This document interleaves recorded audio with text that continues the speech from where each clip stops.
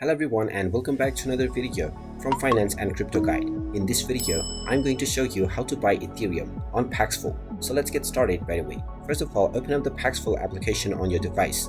And once you open it up, log into your account if you haven't done so already, using your biometrics or your credentials. After logging in, you will be taken into your homepage, from which if you wish to buy Ethereum, you can tap on the Ethereum option right at the home. You will now see the receive as well as convert option.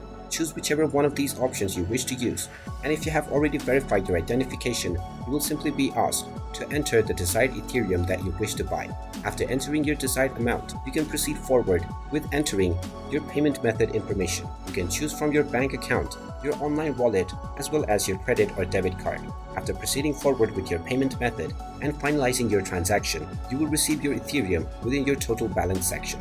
And there you have it. That is how you can buy Ethereum on Paxful. If you find this video helpful, make sure you hit that like button and subscribe to our channel if you haven't done so already. Also ring that notification bell to never miss another update from us. Thank you for watching and I will see you again in the next video.